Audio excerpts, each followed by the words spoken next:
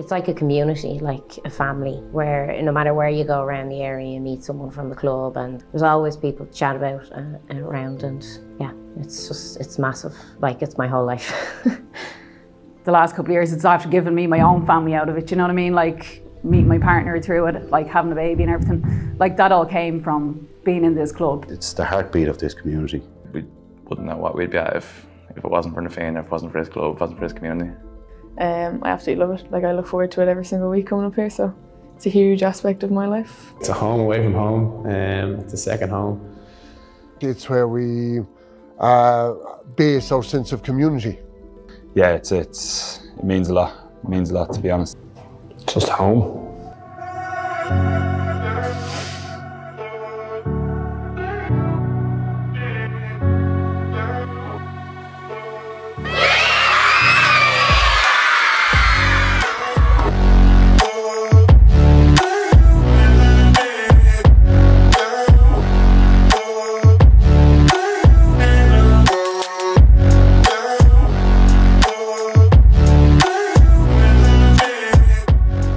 We were spending so much time seeing each other on laptops and screens that when eventually we did get back to seeing each other in person, that it felt a lot more connected. And I know me personally felt a lot more grateful to see lads in person and to spend time with them in person in rooms with all of us, as opposed to segregated times or Zoom sessions, as you said. It was like great being back together and actually being able then later on in the year to go into dressing rooms to get ready for matches and not just trying to put on your jersey on the side of the pitch, or, you know, it's a massive thing for us, and having everyone back together again, and just, yeah, really like we're setting up for a good year ahead. I guess when we got a bit more of an open gate, or a little bit more of an open door back into what we all love to do and connect back in and train and so on.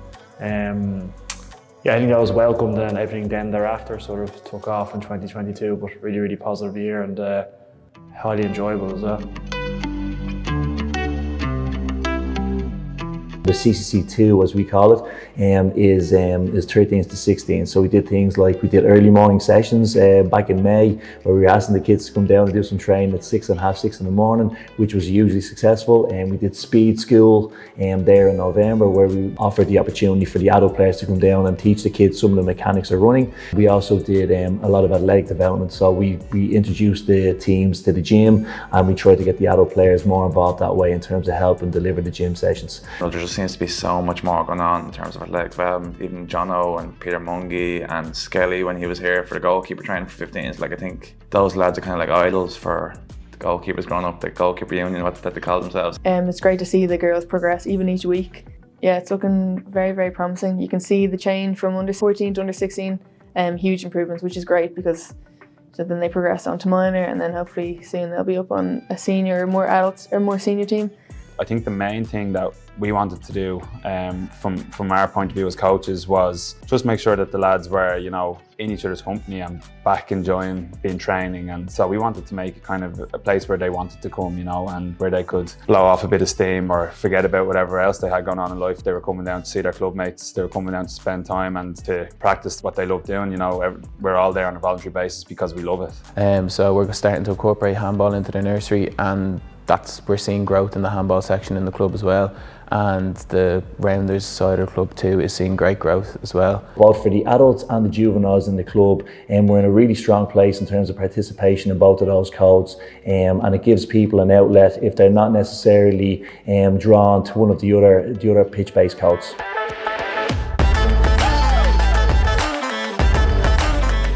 Yeah, the nursery is in a really, really healthy spot at the moment. Our success is partly down to our numbers. We've got more than 700 kids there, which is the most in the club's history. It's a blessing and a curse at the same time. If you've ever seen the car park on a Saturday morning, I'm sure you'd think it's a curse. One of the key things that we're trying to build is an affinity with the club right from the youngest ages. So it's important that they look forward to the Saturday mornings, but it's also important that they have a little bit of understanding about what the club is and why they should feel honoured to be a part of it and want to give back as they get older. We couldn't talk about the nursery without talking about the parents and everyone else who gets involved, and especially the nursery coordinator Luke Bradley, who puts in an absolute Trojan effort as well to make sure the nursery runs off without any hiccups every Saturday morning.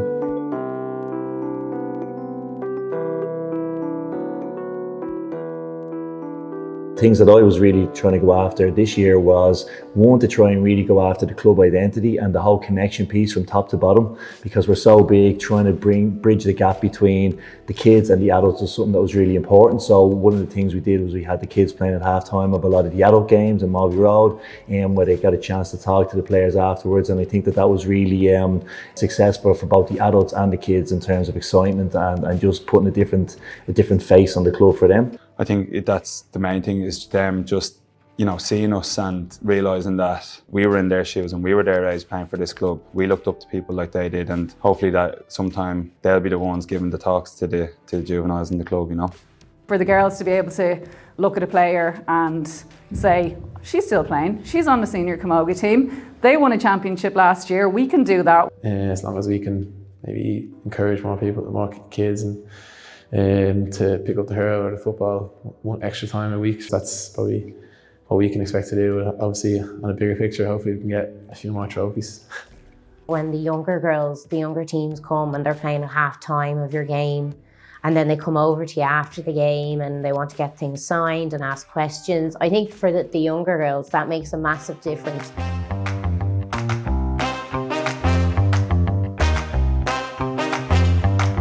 The more you help out, the more you get out of the club.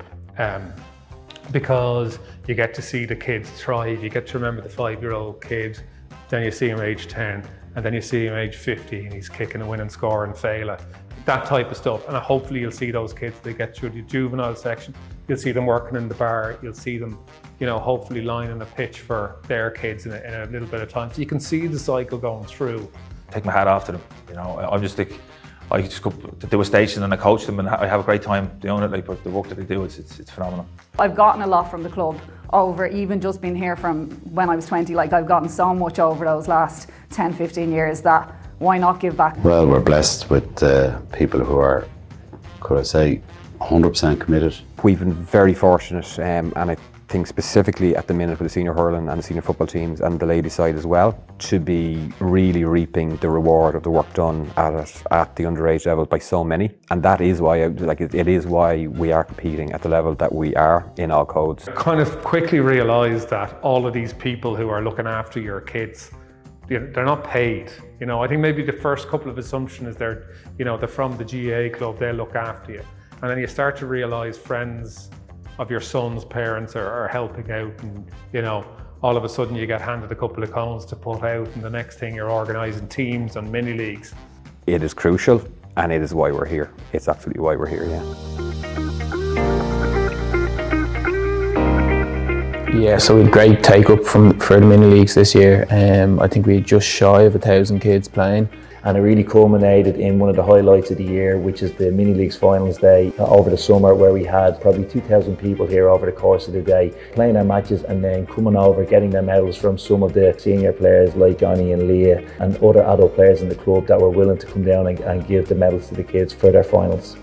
We ran 2 weeks of summer camps, 2 weeks of Easter camps as well, 2 nursery camps, and then 1 cool camp as well. So there was a busy summer for everyone involved. I have to give a shout out to the camp coaches as well. Without them, there wouldn't be a camp. So yeah, we lost without them as well.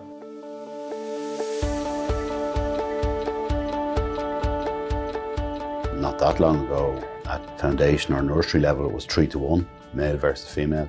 I think with the under 2010 girls, I think we haven't really had the issue of losing players. We've kind of had the opposite. We're getting more and more players every year, and we've got a huge group of girls there now. Like, ever since I've been younger, all my coaches have been mainly male, which is great, but again, you would love to see more female involved. There's an awful lot of girls who used to play, there might be parents now, they come down, even get involved with the nursery. Like, the nursery is all about fun and the basic skills. So you don't even have to have a huge knowledge of loads of drills or, you know, tactics or anything like that. But for those girls to be able to see a female role model like that coming down, doesn't matter who, for them to see someone to come down and give up their time, even if it's just once a week, if you can't do 100%, if you can get down once a week to a team, like, that's going to change that year for those girls, 100%.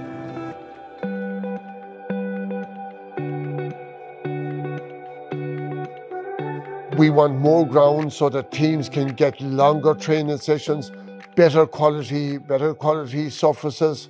And literally you just have to keep plugging away, keep knocking on the door. At some stage of the game, it will open, but you got to make it open. Across the juvenile ages, I think it's really encouraging to see that although our participation numbers continue to rise, we're also starting to be competitive in the latter stages of those competitions as well. They're making friends for life through the teams that they're with there. Whether you're winning or not, obviously this year was fantastic. They had an unreal experience winning championship. This year, my junior team this year, we had a great year. First year back after COVID, we got to a league final. We got promoted. It's one of the things that I suppose is nice to bring home a few trophies, as well as continuing to build and develop the players that we have.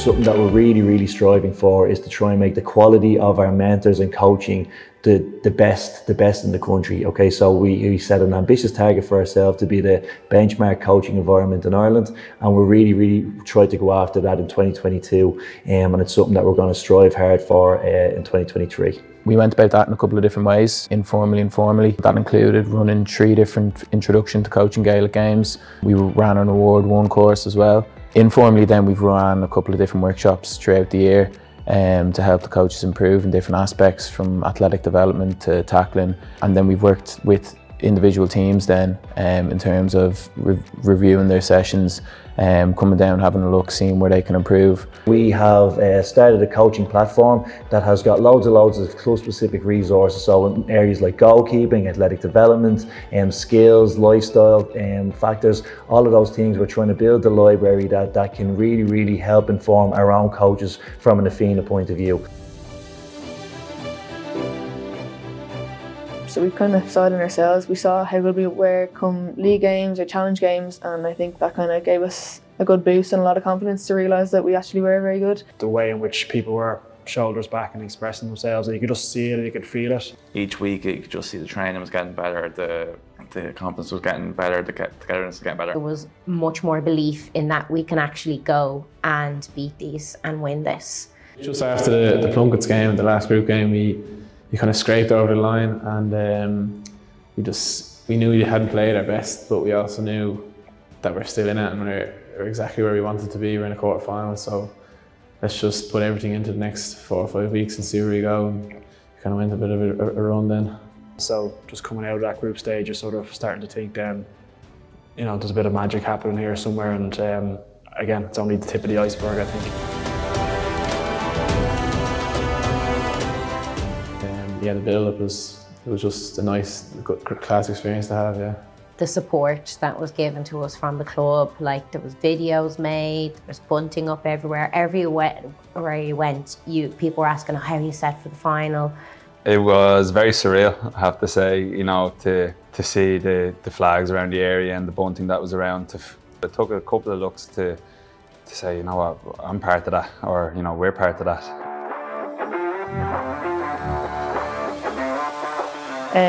We got there and everyone was kind of trying not to be too nervous or whatever, but once you got out of the pitch, the atmosphere was absolutely, yeah, I couldn't believe the numbers. Like the kids screaming was absolutely great to see. Obviously for a camogie final, we've never been there before, so it was great to even be in Parnell Park, but to have the numbers and the kids screaming, everyone's parents and friends and family there, was really, it really made the day 10 times better. You know, it's a really special feeling. You can't beat it. You can't beat it. You can't even buy it. If you could bottle it, you would. You know, the half an hour, 45 minutes after those games in the dressing room for players is a tough spot to be. So you're trying to support them, really, is probably what you're trying to do, while also trying to process it for yourself. While also trying to keep a bit of perspective as well, where you can. Yeah, it was heartbreaking, because you put a lot of work in throughout the entire year, pre-season and in the league and during championship. You put in a huge amount of work, and yeah, unfortunately it didn't go our way, but it took a few days to kind of get over it. It's more than a few days, actually. You know, I remember just being plonked with Niall kind of on my shoulder for a good 7 or 8 minutes. There was people talking, and I think there was maybe a speech and whatnot going on, but couldn't hear a word. It's just that kind of sound in the ear that sometimes you get when there's a loud bang just going off for several minutes. And yeah, it was tough. There wasn't too many people talking. My dad's actually involved with my brother's team as well, so it was kind of all four of us lab finals. But you know, you're devastated for yourself, but you're devastated for your teammates. You know, you're devastated for that group of people that have put so much in all year. It's definitely a sucker punch, and it's tough, but I presume it'll hopefully stand to us in the long run. You learn from it, yeah. We want to continue to have really high participation figures. We want to continue to develop coaches and players to their absolute most. I'm really looking forward to seeing the use of the new online platform that's gone out. Hoping that can get populated with lots of resources and that we can really push the coaching standard in the club through the roof, and that we can really chase that goal of being the best coaching environment in Ireland. For me, I'm kind of looking forward to 2023. Get the second camogie team. If we can get Senior 3 camogie team, Senior 1 camogie team into 2 finals into Leinster, like, that'd be a dream come true, wouldn't it? Just go that millimetre or that inch that it takes to get that silverware back here to Dublin 9. Hope to win a championship or win a league before I hang up the boots. Absolutely, yeah. There's still a trophy to be won. So yeah, that would be the goal for next year. Looking forward to it. Yeah, we've started already, so we're hoping it should be a good year. I'm excited about it. We're getting closer and closer each year, so I think 2023 is going to be very, very exciting for Na Fianna. The goal is clear. The goal is clear. Where do we want to be and where do we think we'll be? Is that we'll hopefully be able to win the first senior championship in the club. It's going to be a great year for this club.